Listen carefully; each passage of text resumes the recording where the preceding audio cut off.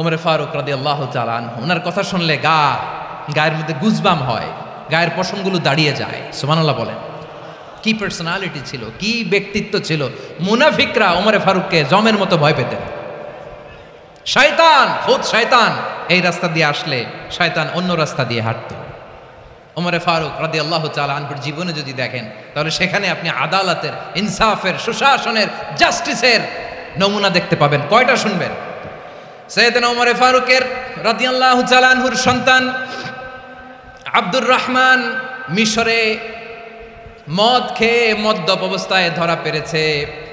মদ খাওয়ার কারণে, মদ যদি কেউ পান করে আর যদি প্রমাণিত হয়, তার বিচার হলো 80 বেত। আওয়াজ করে বলেন কয় বেত?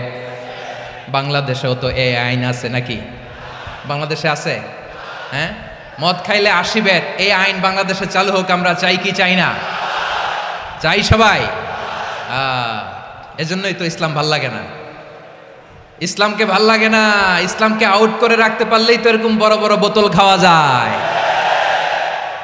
একেবারে সহজ, পানির মতো সহজ, হিসাব একেবারে সহজ। ওমরে ফারুক রাদিয়াল্লাহু তাআলা আনহুর ছেলে ভুল করে মদ পান করে ফেলেছিলেন। আব্দুর রহমান, ঘটনা ঘটেছে মিশরে। মিশরের গভর্নর তখন আমর ইবনুল আস রাদিয়াল্লাহু তাআলা আনহু। আব্দুর রহমানের ভাই যে গভর্নরকে বলল, গভর্নর যদি একটু দয়া করেন, খলিফার ছেলে আমার ভাই আব্দুর রহমান মদ্যপ অবস্থায় ধরা পড়েছে, জনসম্মুখে যদি আপনি বেত্রাঘাত করেন আমাদের প্রেস্টিজ থাকে না, যদি 80 বেত আপনি মারেন আমার কোনো কথা নাই, কিন্তু ঘরের ভেতরে মারেন। আব্দুর রহমানের ভাইয়ের সুপারিশ শুনে সাইয়েদনা আমর ইবনুল আস রাদিয়াল্লাহু তাআলা আনহু রাজি হয়ে গেলেন। ঘরের ভেতরে লোকচক্ষুর আড়ালে 80 বেত তিনি মানলেন। কিন্তু ঘটনাক্রমে এই কথা লুকিয়ে লুকিয়ে ঘরের ভেতরে 80 বেত মারার কথা সাইয়েদনা ওমর ফারুক মদিনা থেকে জানতে পারলেন। মদিনা থেকে তিনি ফরমান জারি করলেন, এই বিচার যেমনটি আমর ইবনুল আস আদায় করেছে, এটা প্রকৃতপক্ষে আদায় হয় নাই। আসো সবাই মদিনায় আসো, আমর ইবনুল আস মদিনায় আসো, আব্দুর রহমানও আসো, সবাই আসো, জনসম্মুখে এই বিচার কার্যকর করতে হবে। সাইয়েদনা ওমর ফারুক মসজিদে নববীর পিলারের মধ্যে নিজের ছেলেকে বাঁধলেন, আবার জনসম্মুখে 80টা বেত তার গায়ের মধ্যে মারলেন। মাজমুয়ে ফাতাওয়া ইবনে তাইমিয়া রাহিমাহুল্লাহ উনি এটা নকল করেছেন। এটা সবচেয়ে বিশুদ্ধ মত। আরো অনেক মত আছে, মারা গেছে কবরের উপর, ওগুলো বাদই দিলাম। কেমন খলিফা ছিলেন, কেমন খলিফা! পশ্চিমারা তোমরা জাস্টিস আমাদেরকে শেখাও,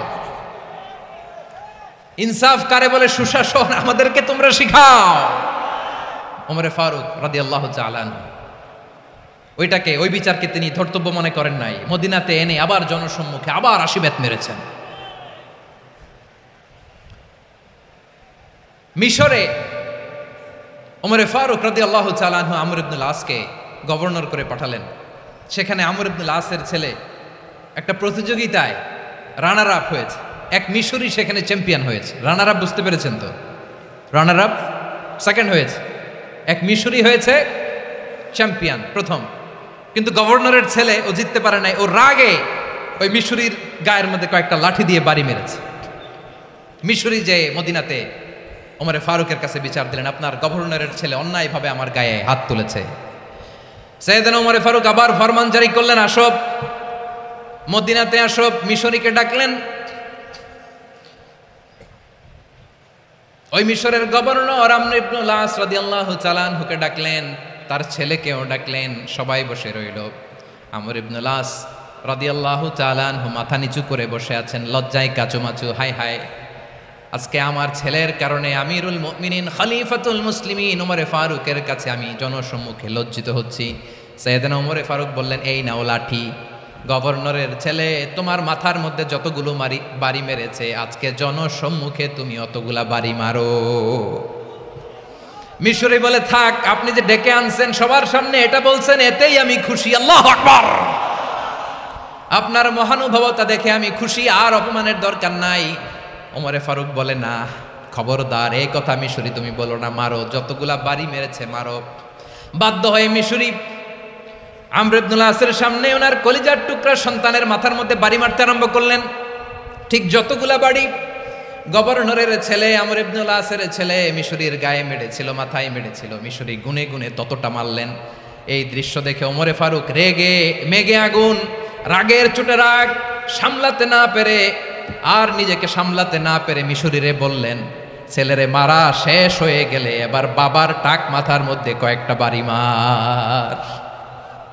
রাগের চোটে, আউট অফ অ্যাঙ্গার, রাগের চোটে যে আমার পাঠানো গভর্নর আমর ইবনুল আস তার ছেলেকে কেন আদব তারবিয়া কেন শিক্ষা দিতে পারে না, ছেলেরে মারা হইলে এবার আমর ইবনুল আসের মাথার মধ্যে দুইটা মারো। এটা রাগে বলেছেন, এটা শাস্তি হিসেবে না। সুবহানাল্লাহ পড়ে। তোমরা আমাদেরকে সুশাসন শিখাও, আমাদেরকে সুশাসন শিখাও। বিশ্বনবী বলেন আদল এটা যেন তেন বিষয় না, এটা দিয়েই মানবিক সমাজ গড়তে হবে। আল্লাহ তাআলা কিয়ামতের কঠিন ময়দানে যেদিন স্বামী স্ত্রীকে চিনবে না, স্ত্রী স্বামীকে দেখে পালিয়ে যাবে, বন্ধু বন্ধুরে চিনবে না, পীর সাহেব মুরিদরে চিনবে না, মুরিদ পীর সাহেবরে চিনবে না, দলের কর্মী তার নেতারে চিনবে না, নেতা তার কর্মীরে চিনবে না, বন্ধু বন্ধুরে দেখে পালাবে। এই কঠিন মুহূর্তে সূর্যটা মাথার কাছে চলে আসবে, জমিনটা তামার জমিন হবে, আজকের জমিনের মতো নয়। মানুষ ঘর্মাক্ত ক্লান্ত শ্রান্ত মাথার মগজগুলো কানের ছিদ্র আর নাকের ছিদ্র দিয়ে বেয়ে বেয়ে পড়বে। বিশ্বনবী ফরমান কিয়ামতের ওই কঠিন ময়দানে 7 শ্রেণীর ব্যক্তিকে রব্বুল আলামিন তার আরশের নিচে ছায়া দিবেন। তার মধ্যে প্রথম শ্রেণীর ব্যক্তি হলো ইমামুন আদিল। ইমামুন আদিল, ন্যায়পরায়ণ শাসক, যে ইনসাফের সাথে বিচার করে, যে জাস্টিস সমাজে সার্ভ করে, যে সুশাসন নিশ্চিত করে, ওই ইমামুন আদিল। আদিল শব্দটা বুঝছেন না? ইন্নাল্লাহা ইয়া'মুরু বিল আদল, পাইছেন? আদিল।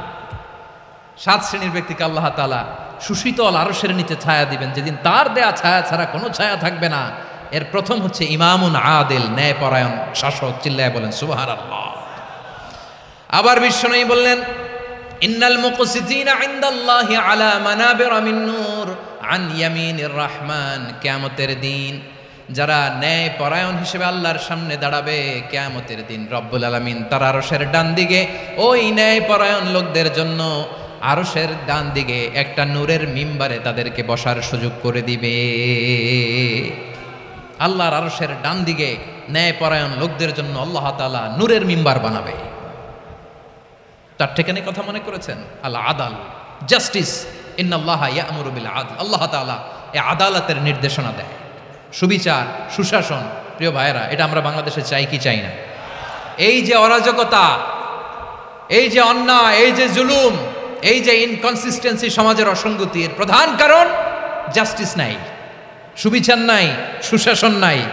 শেষবারের মতো আওয়াজ করে বলেন তো, আমরা বাংলাদেশে আদল চাই কি চাই না?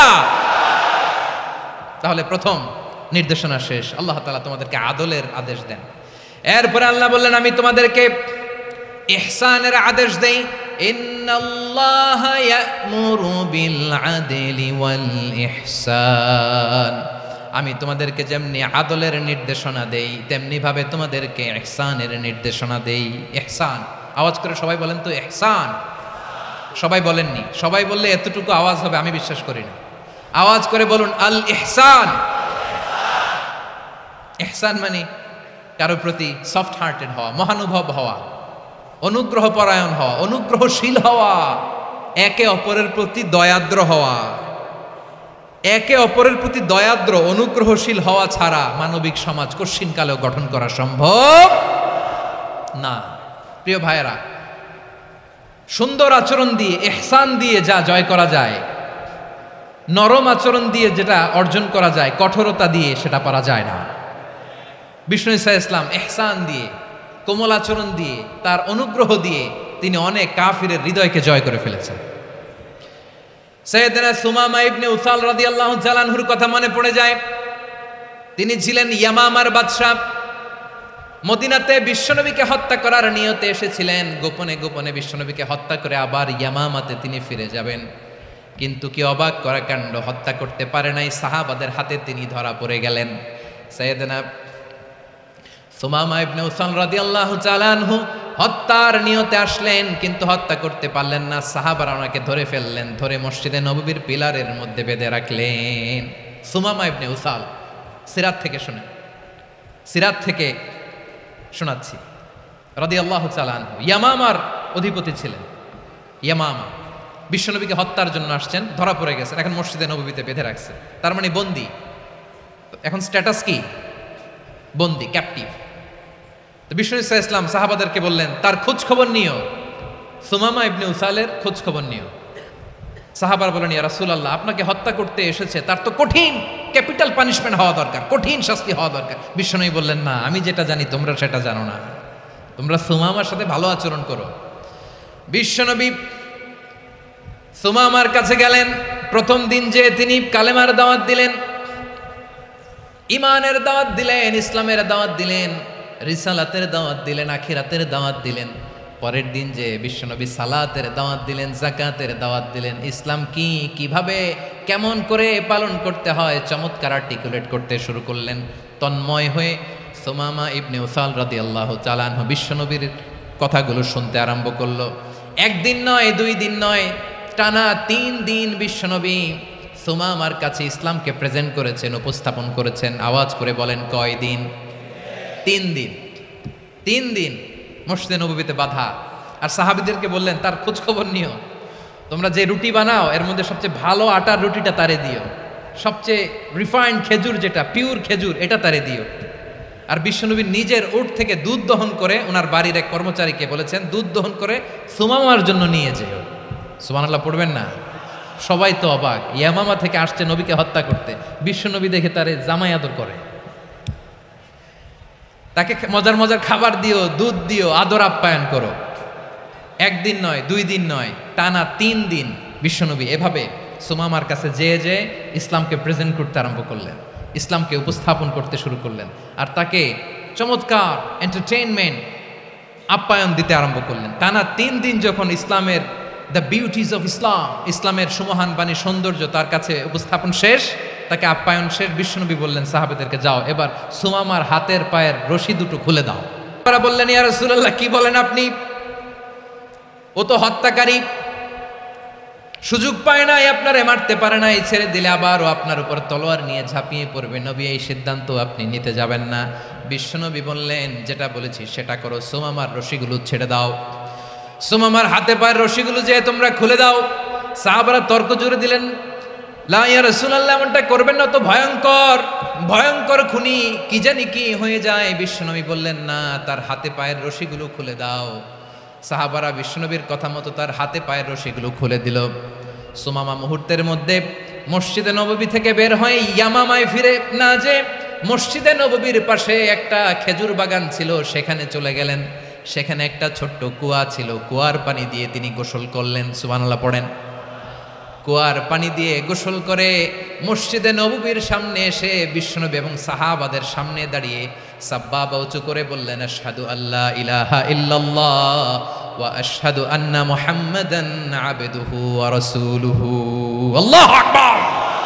আমি সাক্ষ্য দিচ্ছি আল্লাহ ছাড়া কোনো ইলাহ নাই, আর মুহাম্মদ আল্লাহ তাআলার প্রেরিত বান্দা এবং রাসূল। প্রিয় ভাইয়েরা, ইহসান দিয়ে যা জয় করা যায়, কঠোরতা দিয়ে সেটা কঠিনকালেও জয় করা যায় না। আওয়াজ করে বলেন, ঠিক কি না? এবার সুমামা দাঁড়িয়ে বলে, ওগো নবী, আমি তো কালিমা পড়ে মুসলমান হয়ে গেলাম, এবার শোনেন, এই মুহূর্তের আগে আপনার চেহারার চাইতে নিকৃষ্ট কোনো চেহারা আমার কাছে ছিল না, কিন্তু শাহাদা পাঠ করার পরে আপনার চেহারার চাইতে উত্তম শ্রেষ্ঠ কোনো চেহারা আমার কাছে আর নাই। ও নবী, আজকের দিনের আগে ইসলাম ধর্মের চেয়ে নিকৃষ্ট অপছন্দনীয় কোনো ধর্ম আমার কাছে ছিল না, কিন্তু এই মুহূর্ত থেকে ইসলামের চেয়ে সেরা শ্রেষ্ঠ পছন্দনীয় কোনো ধর্ম আমার কাছে নাই। নবী গো, আজকের দিনের আগে মদিনার চাইতে অপছন্দনীয় নিকৃষ্ট কোনো শহর আমার কাছে ছিল না, কিন্তু এই মুহূর্তের পর থেকে মদিনার চাইতে কোনো শ্রেষ্ঠ শহর আমার জানা নাই। সে ছিল গমের বড় ডিলার, গম বেচত। কি বেচত? তার গম কিনে মক্কার লোকেরা রুটি খাইতো। সে ঘোষণা দিল, আজকে থেকে মক্কাবাসীদের জন্য সব গম আমি হারাম করে দিলাম, মক্কাবাসী এখন না খেয়ে মরে। সুবহানাল্লাহ পড়বেন না? মক্কাবাসী বিশ্বনবীর কাছে আসলেন, এসে বললেন, মুহাম্মদ, আমরা তো তোমার ভাই, তোমার চাচা, তোমার ভাতিজা, তোমার আত্মীয়, তুমি সুমামারে বলো সে যেন আবার গমের সাপ্লাই মক্কার জন্য অনুমতি দিয়ে দেয়। বিশ্বনবীর অনুমতি ক্রমে সুমামা আবার মক্কাতে গম পাঠাতে শুরু করলো। পড়েন সুবহানাল্লাহ। ইহসান, ইহসান দিয়ে আপনি যেটা জয় করতে পারবেন, you can win the heart of your enemies. ইহসান দিয়ে আপনি আপনার শত্রুর হৃদয়কে জয় করতে পারবেন। আওয়াজ করে বলেন ঠিক কিনা? এজন্য আল্লাহ বললেন, ওয়া আনফিকু ফি সাবিলিল্লাহি ওয়া লা তুলকু বিআইদিকুম ইলাত তাহলুকা ওয়া আহসিনু ইন্নাল্লাহা ইউহিব্বুল মুহসিনিন। তোমরা আল্লাহর রাস্তায় দান করবে আর নিজেরা নিজেদেরকে ধ্বংসের হাতে ঠেলে দিও না। তোমরা একে অপরের প্রতি ইহসান করবে, কারণ ইহসানকারীদেরকে আল্লাহ বড্ড ভালোবাসেন। সুবহানাল্লাহ পড়েন। আবার সূরা রহমানে আল্লাহ বললেন, হাল জাযাউল ইহসানি ইল্লাল ইহসান ফাবিআইয়ি আলা, সবাই পড়েন, ফাবিআইয়ি আলাই রাব্বিকুমা তুকাযযিবান। ইহসানের প্রতিদান হিসেবে ইহসানই হয়। বিশ্বনবী সুমামার প্রতি যেমন ইহসান করেছেন, সুমামাও ঠিক তেমন ইহসান ফিরিয়ে দিয়েছে। ঠিক কিনা বলেন? তাহলে এক নম্বরে হচ্ছে আদ, ন্যায় বিচার। দুই নম্বরে সবাই বলেন ইহসান, সদাচরণ। ইহসান দুই ধরনের প্রিয় ভাইরা, ইহসান ফিল ইবাদা, ইহসান ফিল মুআমালা। ইহসান ফিল ইবাদা হচ্ছে একাগ্র অনুভবে ইবাদতে ডুব দেওয়া, এর নাম ইবাদতের ইহসান। সুবহানাল্লাহ পড়ে। বিশ্বনবী বলেন ইহসান মানে কি জানো নাকি? হাদিসে জিবরিলে সাইয়েদনা জিবরিল আলাইহিস সালাম বিশ্বনবীকে বললেন, আখবিরনি আনিল ইহসান। নবী আমাদেরকে বলেন ইহসান মানে কি? বিশ্বনবী বললেন, আনতা আবুদাল্লাহা কাআন্নাকা তারাহু ফাইন লাম তাকুন তারাহু ফাইন্নাহু ইয়ারাক। ইহসান মানে হলো এমন ভাবে তুমি আল্লাহর সামনে নিজেকে উজাড় করে ইবাদত করবে, তুমি ভাববে তুমি আল্লাহকে দেখতে পাচ্ছ। আর এটা যদি ভাবা তোমার জন্য কঠিন হয়ে যায়, অন্তত এতটুকু তুমি ভাববা যে আল্লাহ তোমাকে দেখতে পাচ্ছেন। ঠিক কিনা বলেন? ও আমার বীর চট্টলার ভাইয়েরা, কেউ যেটা দেখে না সেটা দেখে কে? এই বিশ্বাস হৃদয়ের মধ্যে আছে? নামাজে যখন দাঁড়ান এই ফিলিংসটা আনা যাবে? হ্যাঁ, এশার সালাত তো এখনো হয় নাই না? আলোচনা শেষে এশার সালাত এখানে অনুষ্ঠিত হবে, তাই না? আচ্ছা বলুন তো, আমরা এশার সালাত পর্যন্ত বেঁচে থাকবো এই গ্যারান্টি আছে কার কার? হাত তোলেন। কয়েকজন হাত তুলছে পেছনে, না বুঝে তুলে ফেলছে। এশা পর্যন্ত যে আমরা হায়াত পাবো কোনো গ্যারান্টি আছে? সবাই আওয়াজ করে বলেন গ্যারান্টি আছে? গ্যারান্টি নাই। এই জন্য বিষ্ণু ইসলাম বলেছে, এমন ভাবে নামাজে দাঁড়াও, ইবাদত করো, মনে করো হতে পারে এটাই আমার জীবনের শেষ নামাজ। পারফর্ম দ্য সালাহ as if this is your last and final prayer. এমন ভাবে সালাতে দাঁড়াও, ভাবো হতে পারে এটাই তোমার জীবনের শেষ নামাজ। এমন ভাবে নামাজে দাঁড়াও, ভাবো এটাই শেষ নামাজ। তাহলে নামাজে একাগ্রতা বাড়ায় দিবে কে? ফলে ইবাদতের ইহসান আমাদের অর্জিত হবে। আর মুআমালাতে ইহসান হলো, বিশ্বনবী বলেন, ইন্নাল্লাহা তাবারাকা ওয়া তাআলা কাতাবাল ইহসানা আলা কুল্লি শাই ফাইদা কাতালতুম ফাআহসিনুল কিতলা ওয়া ইযা যাবাহতুম ফাআহসিনুয যাবহা ওয়ালিউহিদ্দা আহাদুকুম শাফরাতাহু ওয়ালিউরিহ যাবিহাতাহু। ইহসান দুই ধরনের। আওয়াজ করে বলতে হবে কয় ধরনের? সবাই বলুন আওয়াজ করে, কয় ধরনের? একটা হচ্ছে ইহসান ফিল ইবাদা, ইবাদতে ইহসান। ইবাদতে ইহসান কি? একাগ্র অনুভব দিয়ে ইবাদত করা, মন প্রাণ দিয়ে ইবাদত করা। আর মুআমালাতে ইহসান কি? সব কাজে, দৈনন্দিন কাজে, কর্মে, সামাজিক অ্যাক্টিভিটিতে কোমলতা প্রদর্শন করা, অনুগ্রহের সাথে সবকিছু করা। আল্লাহ তাআলা ইন্নাল্লাহা তাবারাকা ওয়া তাআলা কাতাবাল ইহসানা আলা কুল্লি শাই, তিনি সব কিছুর ব্যাপারে ইহসানকে আবশ্যক করেছেন। সবকিছুতে মুমিনের সব কাজে ইহসানের পরশ থাকবে। ওয়া ইযা কাতালতুম ফাআহসিনুল কিতলা, বিশ্বনবী বলেন তুমি যখন কাউকে হত্যা করো ইহসানের সাথে করো। সুবহানাল্লাহ পড়বেন না? যখন হত্যা করো তখনও ইহসানের সাথে। আচ্ছা হত্যা করবো আবার ইহসান আসবে করতে করে, তো মেরেই ফেলবো আমি। আল্লাহ, ও ভাই একজন খুন করেছে, খুনি, রাষ্ট্রীয় আইনে তার শাস্তি হয়েছে ডেথ পেনাল্টি, মৃত্যুদণ্ড। এখন মৃত্যুদণ্ড দেখে আপনি যেমনি মন চায় তেমনি মারবেন লোকটারে? ওর নাক কেটে ফেলতে পারবেন? ওর কান কাটতে পারবেন? ওর চোখ উপড়ে ফেলতে পারবেন আপনি? যেমন মন চায় তার অঙ্গহানি করা যাবে না। ইহসানের সাথে তাকে হত্যা করো। সুবহানাল্লাহ, this is Islam, this is the true essence of Islam. ওয়া ইযা যাবাহতুম ফাহসিনুয যাবহা, যখন জবাই করবে তখনও ইহসানের সাথে জবাই করো। করবো জবাই, ওইখানেও নাকি ইহসান। আচ্ছা, কুরবানির দিন আমরা পশুগুলোরে কি করি বলেন সবাই আওয়াজ করে? জবাই। জবাই মানে তো এটার মেরেই ফেলতেছি, একটু পরে তো টুকরো টুকরো করে গোশতগুলো খাবো, এটা তো খাবো, এটা তো মেরেই ফেলবে। বিষ্ণু বলে না, জবাইয়ের মধ্যেও মুমিনের জবাইয়ের ভেতরেও ইহসানের পরশ থাকা চাই। যখন জবাই করবে প্রাণীটাকে হাত পা টাইট করে বেঁধে নাও, ছুরিটাকে শার্পেন করে নাও, ধারালো করে নাও, যাতে অল্প সময়ে জবাইটা হয়ে যায়, প্রাণীটা যাতে কম কষ্ট পায়। সুবহানাল্লাহ পড়ে। দিস ইজ কল্ড ইহসান। ইহসান আল্লাহ তাআলা যেমনি আদলের আদেশ করেছেন, ন্যায় বিচার জাস্টিস এনশিওর করতে বলেছেন, সমাজে ইহসানের ব্যবহার, ইহসানের অনুশীলন তিনি করতে বলেছেন। এজন্য মুমিনের প্রতিটি কাজে, আমার চট্টগ্রামের ভাইরা আমার দিকে তাকান, খেয়াল করে শুনুন, মুমিন জীবনের প্রতিটি কাজে ইহসানের পরশ থাকা চাই। আমরা যেন আমাদের পরিবারের প্রতি ইহসান করি, আমরা যেন আমাদের কর্মচারীদের প্রতি ইহসান করি, আমরা যেন আমাদের কলিগদের প্রতি ইহসান করি, আমরা যেন আমাদের ভাইদের প্রতি ইহসান করি। মুমিন জীবনের প্রতি কাজে ইহসানের পরশ থাকার দরকার আছে না নাই? কথা বুঝতে পেরেছেন? তাহলে আল্লাহ তাআলার তিনটা আদেশ ছিল, কয়টা গেল? ভুলে গেছে, ভুলে গেছে চট্টগ্রাম। তিনটা আদেশের মধ্যে কয়টা বললাম? প্রথমে কি ছিল?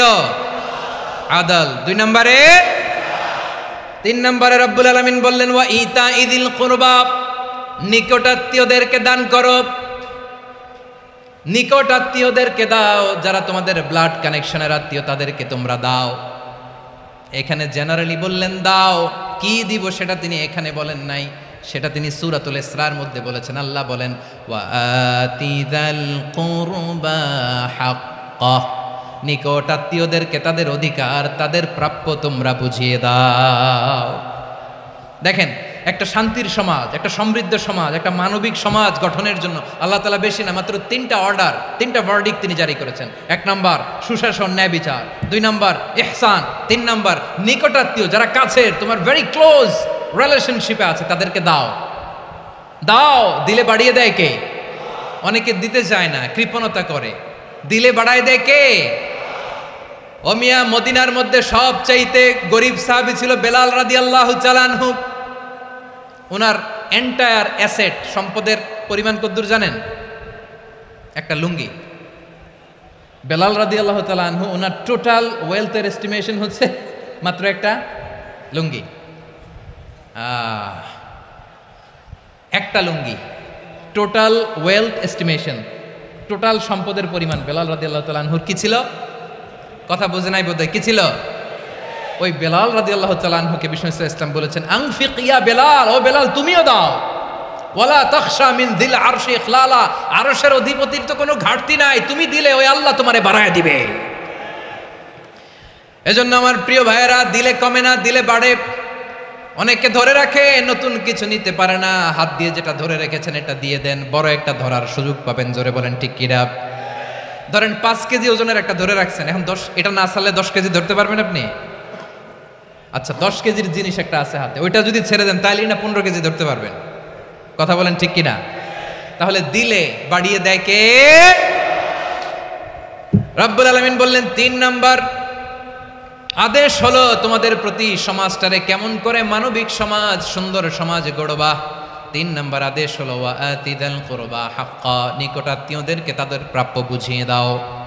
এই নিকটাত্মীয়দেরকে তাদের অধিকার বুঝিয়ে দেওয়া, প্রাপ্য বুঝিয়ে দেওয়াতে আমাদের গাফলতি আছে না নাই? চট্টগ্রামে নাই? মাশাআল্লাহ আছে, আছে। অনেকে দেখবেন অনেক আল্লাহওয়ালা, তাহাজ্জুদ গুজার, সেজদা দিতে দিতে কপালে কালো দাগ ফেলে দিছে, সে তার বোনের হকটা আদায় করে নাই। আছে না নাই? হ্যাঁ, এখানেও আছে। সর্বনাশ। অনেক বড় হাজী সাহেব, বিশাল লম্বা দাড়ি, ছেলেরে সব দিয়ে দিছে, মেয়েরে কিছু দেয় নাই, মেয়ের হক আদায় করে নাই। আছে না নাই? এই হাজী সাহেবেরা, এই আল্লাহওয়ালারা কিয়ামতের ময়দানে আটকে যাবে। আপনি অন্যের অধিকার নষ্ট করেছেন, তাদের রাইটসকে ভায়োলেট করেছেন। এজন্য আল্লাহ তাআলা বলেন, কারো অধিকার যদি কেউ নষ্ট করে, ওই সমাজটা মানবিক সমাজ কঠিনকালেও হতে পারে না। এজন্য 3 নম্বর আল্লাহ বললেন ওয়া ইতা ইদিল কুরবা, নিকটাত্মীয়দেরকে দাও। কি দিবা? তাদের অধিকার দিয়ে দাও, বোনের অধিকার বুঝিয়ে দাও। মেয়ের অধিকার বুঝিয়ে দাও, ফুফুর অধিকার বুঝিয়ে দাও। দেখবেন অনেক মায়েরা ছেলের পাতে মুরগির রান দেয়, মেয়ের পাতে দেয় মুরগির ঠ্যাং। এরকম আছে না নাই? ছেলেরা কি দেয়? মুরগির। মেয়ের পাতে কি দেয়? তো মেয়ের কি মুরগির রান খেতে মনে চায় না? মনে চায় না? এমনটা করা যাবে না। নিকটাত্মীয়দেরকে অধিকার দিয়ে দাও, নিকটাত্মীয়ের সাথে সুসম্পর্ক রাখো। আদেশটা কার? এজন্য প্রিয় ভাইয়েরা, জীবনে যদি বারাকা অর্জন করতে চান, নিকটাত্মীয়দের সাথে সুসম্পর্ক রাখতে হবে, তাদের জন্য উপহার পাঠাতে হবে। বিশ্বনবী বলেন, লা ইয়াদখুলুল জান্নাতা কাতে, যে ব্যক্তি আত্মীয়তার সম্পর্ককে ছিন্ন করে দেয়, সে কশিনকালেও আল্লাহর জান্নাতে ঢুকবে না। আপনি কি এটারে সহজ হাদিস মনে করছেন? এটা সহজ কথা? আপনি ভাবছেন আপনার নামাজ আপনারে বাঁচাতে পারবে? আপনার রোজা বাঁচাতে পারবে? আপনার তাহাজ্জুদ আপনারে বাঁচাতে পারবে? অধিকার নষ্ট করলে কিছুই আপনারে বাঁচাতে পারবে না। এজন্য নিকট আত্মীয়দেরকে দিতে হবে বেশি বেশি। বিশ্বনবী বলেন, ইন্না সাদাকাতা আলাল মিসকিনি সাদাকা ওয়া আলা যির রাহিমি ইসনাতান সাদাকাতুন ওয়া সিলা। মিসকিনরে দান করলে শুধু দানের সওয়াব হয়, নিকট আত্মীয়কে দান করলে দুইটার সওয়াব হয়, সাদাকার সওয়াব হয়, আবার আত্মীয়তার বন্ধন অটুট রাখার সওয়াব হয়ে যায়। আবার বিশ্বনবী বললেন, মান সাররাহু আইয়ুবসাতা লাহু ফি রিজকিহি ওয়া ইউনসা লাহু ফি আসারিহি ফালইয়াসিল রাহিমা। যে ব্যক্তি তার রিজিকের প্রশস্ততা চায় আর হায়াতে বরকত চায়, সে যেন তার আত্মীয়ের সাথে সুসম্পর্ক রাখে। আমার প্রিয় চট্টলার ভাইয়েরা, আমাদের রিজিক বাড়ুক, এটা আমরা চাই কি চাই না? সবাই চান? হ্যাঁ, আমাদের রিজিকে প্রশস্ততা আসুক, চাই কি চাই না? আমাদের হায়াতে বরকত আসুক, আমরা চাই কি চাই না? এই দুইটা যদি চান, তাহলে নিকট আত্মীয়দের সাথে সুসম্পর্ক রাখবেন। পারবেন? তাহলে সমাজটারে মানবিক সমাজ বানায় দিবে কে? তিনটা আদেশ চলে গেল। কয়টা? আওয়াজ করে বলেন। 1 নম্বরে কি ছিল? 2 নম্বরে, 3 নম্বরে নিকট আত্মীয়দেরকে দান। আপনাদেরকে আরো শোনার আগ্রহ আছে? আপনাদের মনোযোগ আছে না গেছে? কষ্ট হচ্ছে না? মাশাআল্লাহ, মাশাআল্লাহ। তাকবীর পড়ুন, লিল্লাহে তাকবীর।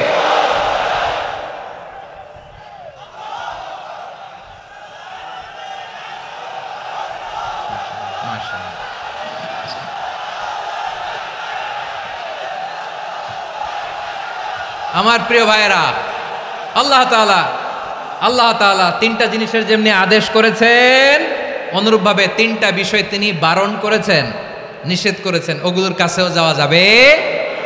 শুনবেন। রাব্বুল আলামিন বলেন, ওয়ায়ানহা আনিল ফাহশাই ওয়াল মুনকারি ওয়াল বাগি। আমি যেমনি 3টি বিষয়ে আদেশ করলাম, অনুরূপভাবে 3টি বিষয়ে বারণ করলাম, নিষেধ করলাম। আমার 1 নাম্বার নিষেধাজ্ঞা হলো অশ্লীলতার প্রতি। ফাহশা, ওয়ায়ানহা আনিল ফাহশা। আল্লাহ তাআলা অশ্লীলতাকে নিষেধ করেছেন। কোন জিনিসকে? সবাই বলুন, কোন জিনিসকে? যত ধরনের, যত টাইপের, যত ক্যাটাগরির অশ্লীলতা হতে পারে, সব অশ্লীলতাকে হারাম করেছেন কে? ফাহশা মানে কি? কথায়, কাজে, আচরণে, কমেন্ট, ফেসবুকের কমেন্টসে যত ধরনের নোংরামো আছে, যত ধরনের অশ্লীলতা আছে, এটাকে আরবিতে বলে ফাহশা। এটাকে কি বলে? রাব্বুল আলামিন বলেন, কুল ইন্নামা حرم ربي الفواحش ما ظهر منها وما بطن। ও নবী, আপনি বলে দেন, আমার রব প্রকাশ্য, অপ্রকাশ্য, স্পষ্ট কিংবা অস্পষ্ট, দৃশ্যমান কিংবা অদৃশ্যমান সব অশ্লীলতাকে হারাম করেছেন। সব ধরনের অশ্লীলতা হারাম, সব ধরনের। আল্লাহ তাআলা আমাদেরকে অশ্লীলতা থেকে বাঁচায়, অশ্লীলতা থেকে তিনি আমাদেরকে হেফাজত করুক। পড়েন আমিন। এবার বলেন, আমাদের সমাজে অশ্লীলতা আছে না নাই? চট্টগ্রামে নাই? আমি কই নাই, ওনারা বলে আছে। দেখছেন, আমি সামহাও বাঁচায় দেওয়ার ট্রাই করতেছি, ওনারা বলে আছে। অশ্লীলতা নানা ভাবে, নানা নামে, নানা মোড়কে আমাদের সমাজে আছে না নাই? সংস্কৃতির নামে, ফ্যাশনের নামে, বিনোদনের নামে, উপন্যাসের নামে, কনসার্টের নামে অশ্লীলতা আছে না নাই? আপনি দেখেছেন কনসার্টগুলোর অবস্থা? এই যে আতিফ আসলাম যে আসছে আমাদের দেশে, তারপর কে কে আসছে, আমাদের তরুণ তরুণীরা, আমাদের যুবক যুবতীরা, আমাদের জেনজিরা, কি অবস্থা ওইখানে, হ্যাঁ কি অবস্থা, কে বাঁচাবে ওদের, কে রক্ষা করবে ওদের ইমানের, ওদের চরিত্রের হেফাজতের গ্যারান্টি কে দিবে? কনসার্টের নামে অশ্লীলতা আছে না নাই? ছেলে মেয়ে একে অপরকে জড়ায় ধরতেছে, একে অপরকে চুমু খাচ্ছে প্রকাশ্যে দিবালোকে গণমানুষের সামনে। আল্লাহ তাআলা এই অশ্লীলতা থেকে আমাদেরকে বেঁচে থাকতে বলেছেন, বেঁচে থাকতে বলেছেন। রূপালী জগতের নামে অশ্লীলতা আছে না নাই? এই টার্মটা আপনারা জানেন না? রূপালী জগৎ কি জগৎ? আসলে কি রূপালী জগৎ না অন্ধকার জগৎ? আমার বোনেরা, আপনাদেরকে যে কি বলে তারা বুঝায়, রূপালী জগৎ শুনেই আপনি ভরকে যাবেন না। রূপালী জগতে যে নারী যত বেশি উলঙ্গ সে নাকি তত বেশি সাহসী। জানেন, বলে এটা একটা সাহসী নারী, খুব সাহসী পদক্ষেপ তার। যত বেশি শরীর থেকে কাপড় নামাতে পারবে, যত বেশি বস্ত্রহীন হয়ে নিজেকে প্রেজেন্ট করতে পারবে, সে নাকি তত বেশি সাহসী। আমার চট্টলার ভাইয়েরা, শয়তানের প্রথমে এজেন্ডা ছিল বনি আদমকে বস্ত্রহীন করা। সে আদম এবং হাওয়া আলাইহিস সালামকে নিষিদ্ধ গাছের ফল খাইয়ে তাদেরকে বস্ত্রহীন করেছে। এই জামিনেও সে আমাদেরকে বস্ত্রহীন করতে চাইবে। এই রূপালী জগতের নামে তারা এটা করে। আমার প্রিয় বোনেরা, আপনি জানেন না আপনার দাম কত। ওরা আপনাদেরকে বিজ্ঞাপনের সস্তা পণ্য বানাতে চায়। ওরা আপনাদেরকে ওদের ভোগের লিপসার টুলস বানাতে চায়। ওরা আপনাদেরকে দিয়ে ওদের খায়েশ পূরণ করতে চায়। এটা আপনাদের জন্য মোটেও ডিগনিটি নয়, এটা আপনাদের জন্য সম্মান নয়। আপনার সম্মান শালীনতায়, আপনার সম্মান হেজাবে, আপনার সম্মান ভদ্রতায়, আপনার সম্মান আপনার ডিসেন্ট পোশাকে। পোশাক বলে দেয় এই নারীটা ভদ্র না অভদ্র। পোশাক বলে দেয় এই মেয়েটা কোন ঘরের মেয়ে। আওয়াজ করে বলেন ঠিক কিনা? আপনি জানেন না, আপনারা সস্তা পণ্য বানায়, ভোগের পণ্য, বিলবোর্ডে আপনাকে উলঙ্গ করে উপস্থাপন করে। এই অশ্লীলতার সাথে ইসলামের কোনো সম্পর্ক। এজন্য আল্লাহ বলেন, আমি অশ্লীলতাকে হারাম করেছি। অশ্লীলতাকে হারাম করার প্রথম কারণ হলো এর মাধ্যমে মানবতাকে অপমানিত করা হয়। কারণ মানুষের সম্মান মানুষের পোশাকে। মানুষ যখন পোশাকহীন হয়ে যায়, বস্ত্রহীন হয়ে যায়, তার সম্মান কমে যায়, ঠিক কিনা? অশ্লীলতাকে হারাম করার প্রথম কারণ হচ্ছে মানুষ মানুষকে অপমান করে। একটা নারী, সে তো সম্মানিত, নারী যে কত সম্মানিত নারীর এটা বুঝেই নাই। বিশ্বনবী বলেন, আর দুনিয়া কুল্লুহা মাতা ওয়া খায়রু মাতা'আদ দুনিয়া আল মারআতুস সালিহা। আমার বোনেরা, 5টা প্যান্ডেলে আপনারা এলইডিতে আমার আলোচনা শুনছেন, আমি জানি। আপনাদের এই গর্ভ যে কত দামি আপনি জানেন না। আপনার পেট থেকেই আসবে আগামী দিনের সালাহুদ্দিন আল আইয়ুবী। আপনার পেট থেকেই আসবে অনাগত দিনের ইমাম মাহদী আল মুনতাযর। আপনার পেট থেকেই আসবে অনাগত দিনের ফয়সাল, ওয়াসিম, মুগ্ধ, আবু সাইদের মতো বীর যোদ্ধা।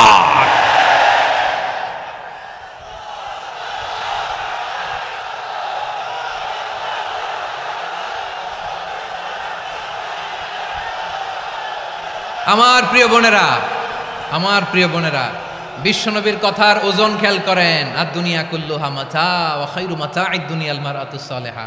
দুনিয়ার সবকিছুই অ্যাসেট, এর মধ্যে সবচেয়ে দামি অ্যাসেট নেককার নারী। আপনার গর্ভ যে কত দামি আপনি জানেন না। নিজের সময়টাকে কাজে লাগান, কোরআন পড়েন, সুন্নাহ পড়েন। আপনার অনেক দায়িত্ব ঘরে। You are the MD of your family. একটা family it's a very big institution. পরিবার একটা অনেক বড় প্রতিষ্ঠান। And you are the MD of your institution. আপনি এই পরিবারের MD, managing director of your family. এখানে আপনার কত দায়িত্ব। আপনি ছেলেমেয়েদেরকে তারবিয়া করবেন। আপনি আপনার স্বামীর জন্য ঘরটারে জান্নাতের নীর বানাবেন। আপনার জন্য জান্নাতের ডুপ্লেক্স বাড়ি ওইখানে তৈরি করে রাখবে কে? আপনি যে কত দামি আপনি জানেন না। নারীদেরকে আল্লাহ বানিয়েছেন উচ্চতর করে, নিম্নতর নয়। নারীদেরকে ছোট্ট জিনিস দিলে এটার বড় করে দেয়। নারীদেরকে ভ্রূণ দিলে, শুক্রাণু দিলে নারী এটারে বাচ্চা হিসেবে উপহার দেয়, ঠিক কিনা? বিয়ের মাধ্যমে স্বামী যখন তার শুক্রাণু তার স্ত্রীকে উপহার দেয়, স্ত্রী রিটার্নে কি উপহার দেয়? ফুল ফর্ম বেবি, মানব সন্তান। দেখছেন, আপনি দিলেন একটুকুনি, দিছে বিশাল। আপনি যদি নারীকে বাজার এনে দেন, নারী এটাকে সুস্বাদু খাবারে রূপান্তর করে দেয়। আপনি তাকে একটা মুচকি হাসি দিয়ে দেন, সে তার কলিজা দিয়ে দেয়। কিন্তু যদি আপনি তার মনে কষ্ট দেন, সে আপনার জীবনকে জাহান্নাম বানায়া দেয়। খবর আছে, নারীর মন বুঝতে পারলে নেয়ামত, বুঝতে না পারলে কিয়ামত। ঠিক কিনা বলেন? আমার প্রিয় বোনেরা, আপনি যে কত দামি আপনি জানেন না, জানেন না আপনি কত দামি, অনেক দামি আপনি। আপনাদেরকে যেন ভোগের সস্তা পণ্য বানাতে না পারে, আপনাদেরকে সচেতন থাকতে হবে, সজাগ থাকতে হবে, কনসার্ন থাকতে হবে। শয়তানের ওই হাতছানির দিকে আর নজর দেওয়া যাবে না। তাহলে কেন আল্লাহ তাআলা এই ফাহশা অশ্লীলতাকে হারাম করলেন? এক নাম্বার, এতে হিউম্যান ডিগনিটি কমে। দুই নাম্বার, এতে মানুষের অধিকার নষ্ট হয়। আপনি বিয়ে করেছেন এরে, পরকিয়া করেন ওর সাথে, এরকম আছে না নাই? স্ত্রীর অধিকার নষ্ট করেছেন। আপনি বিবাহ সম্পর্কে আবদ্ধ হয়েছেন তার সাথে, আপনি পরকিয়া করেন ওই ছেলের সাথে, আপনি আপনার হাজবেন্ডের সাথে বিট্রে করেছেন। এজন্য আল্লাহ অশ্লীলতাকে হারাম করেছেন। অশ্লীলতাকে হারাম করার আরেকটা কারণ হচ্ছে আল্লাহ তাআলা এই হিউম্যান জেনারেশনকে এটাকে প্রিজার্ভ করতে চায়। হিফজুন নাসল, এটা মাকাসিদুশ শরিয়ার অনেক গুরুত্বপূর্ণ একটা মাকাসিদ, অনেক গুরুত্বপূর্ণ। আপনার নাসল, আপনার জেনারেশনকে সংরক্ষণ করা। এই যে আসতেছে ফেব্রুয়ারি, কত ফেব্রুয়ারি জানো? এটা কি বিশ্ব ভালোবাসা দিবস? হ্যাঁ, কি দিবস? এই বিশ্ব ভালোবাসা দিবসের সাথে মুসলমানদের কোনো সম্পর্ক নাই। আমার প্রিয় ভাইরা, এই যে আপনি অবৈধ সম্পর্কে জড়ালেন, কেন আল্লাহ অশ্লীলতাকে হারাম করেছে দেখেন। বলতেছিলাম যে এটা আপনার নাসল, আপনার জেনারেশন, আপনার লিনিয়েজ, আপনার বংশকে প্রিজার্ভ করা। কে কার বাবা, কে কার মা, বাবা মা জানা, প্রজন্মকে প্রিজার্ভ করা, এটা ইসলাম ওয়াজিব করে দিয়েছে। এই যে অবৈধ সম্পর্কের কারণে, বিশ্ব বেহায়া দিবসের কারণে, এগুলোর আউটকাম, আউটপুট হিসেবে মাঝে মাঝে ঢাকা মেডিকেলের ডাস্টবিনে নবজাতকের বাচ্চার কান্নার আওয়াজ শুনতে পাওয়া যায়। চট্টগ্রাম মেডিকেলের ডাস্টবিনে নবজাতকের কান্না শুনতে পাওয়া যায়। বীর চট্টলার মুসলমানেরা বুঝতে পারলে আওয়াজ করে বলেন, এই যে চট্টগ্রাম মেডিকেলে যে নবজাতকটা পাওয়া গেল, ওর বাবাকে আমাকে বলেন, ওর বাবাকে, ওর মাকে, ও কোন ফ্যামিলির সন্তান কেউ জানে? আপনি হিউম্যান ডিগনিটিকে অপমান করেছেন না? আপনি তার ভবিষ্যৎকে অন্ধকার করেছেন না? আপনি তার লিনিয়েজকে প্রশ্নবিদ্ধ করে দিয়েছেন না? এই জন্য আল্লাহ তাআলা অশ্লীলতাকে আমাদের জন্য হারাম করে দিয়েছেন। পড়েন সুবহানাল্লাহ। এই জন্য রাব্বুল আলামিন বলেন, কুল ইন্নামা হারামা রাব্বিয়াল ফাওয়াহিশা মা যাহারা মিনহা ওয়া মা বাতান। প্রকাশ্য অপ্রকাশ্য সব অশ্লীলতাকে হারাম ঘোষণা করে দিয়েছে কে? আবার দুনিয়ার বুকে যারা অশ্লীলতার প্রসার করে তাদের জন্য শাস্তি মজুদ রেখেছে কে? রব্বুল আলামিন বলেন, ইন্নাল্লাযীনা ইউহিব্বুনা আন তাশিআল ফাহিশাতু ফিল্লাযীনা আমানু লাহুম আযাবুন আলীমুন ফিদ দুনিয়া ওয়াল আখিরাতি ওয়াল্লাহু ইয়ালামু ওয়া আনতুম লা তা'লামুন। নিশ্চয়ই যারা বিশ্বাসীদের মাঝে অশ্লীলতার প্রচার প্রসার করতে চায় তাদের জন্য আমি মর্মন্তুদ শাস্তি প্রস্তুত করে রেখেছি, দুনিয়াতেও রেখেছি, আখিরাতেও রেখেছি। ঘোষণাটা কার?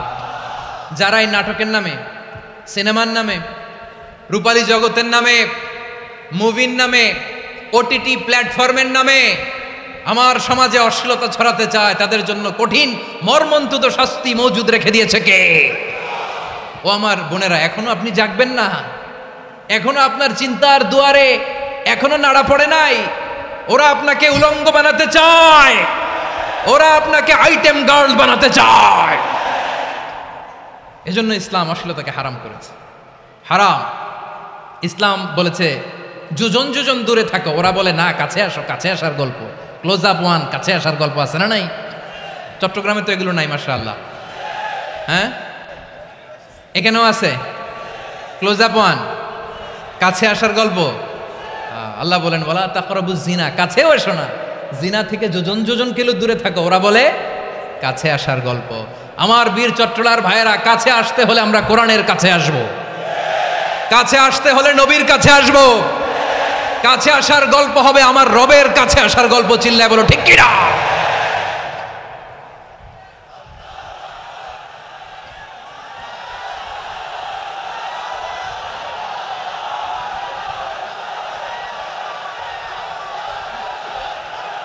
বসুন বসুন আমার ভাইয়েরা। তাহলে অশ্লীলতার সাথে আমাদের কোনো সম্পর্ক, সবাই বলতে পারেননি, আওয়াজ করে বলুন, অশ্লীলতার সাথে আমাদের কোনো সম্পর্ক। আমরা এই সমস্ত ক্লোজ আপ ওয়ান, কাছে আসার গল্পের প্রোগ্রামে যাব? আমরা কোন ধরনের অশ্লীল কন্টেন্ট সোশ্যাল মিডিয়ায়, টিভিতে দেখব?